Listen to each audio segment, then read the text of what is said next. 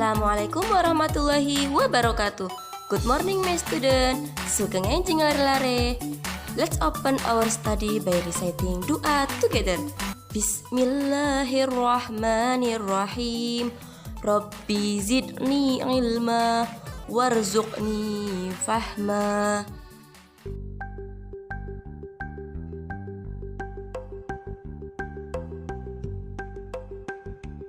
Nah, murid-murid Ustazah sapa sing seneng dolanan?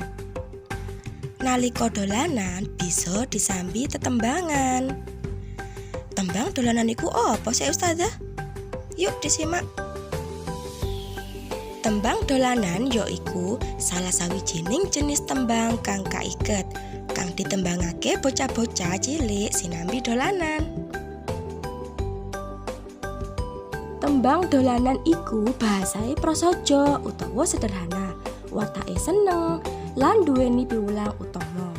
Nah, tulodo tembang dolanan yaiku mentok-mentok, gondol-gondol pacul, jamuran, jaranan, padang bulan, cublek-cublek suweng, kupu kuwi, gajah-gajah, lan sapanunggalane. Nah, lare-lare, salah sawijining tembang dolanan ing pasinaon iki yaiku mentok-mentok sing ditembangake kalih kelas 3B.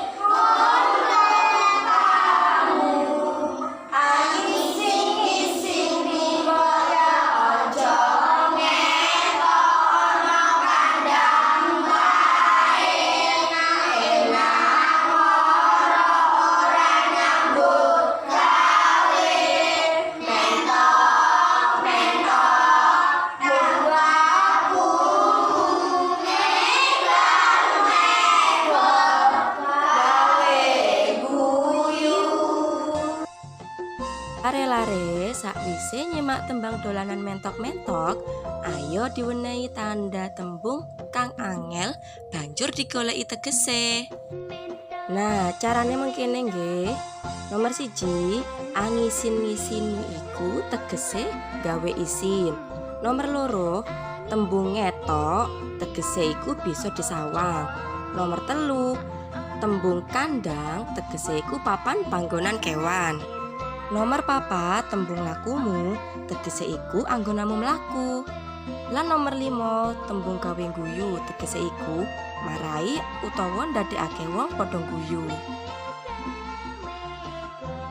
Tembang dolanan mau menawa diowahi tetembungane dadi ukara prasaja, dadine kaya mengkene. Mentok-mentok, mentok. Kowe tak kandhani ya, rupamu iku elek. Ora pantes disawang lan ngisin-ngisini. Luwih becik ana ing kandang bae. Mapan ing kandang, turuwa sing kepenak.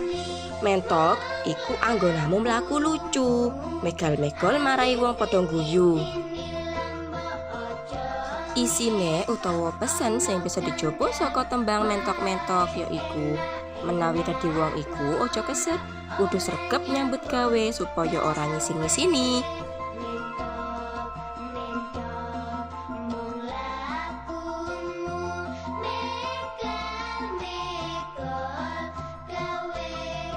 Alhamdulillahirabbil alamin. Sinau basa Jawa dinten niki sampun nggih. Ustazah akhiri. Wassalamualaikum warahmatullahi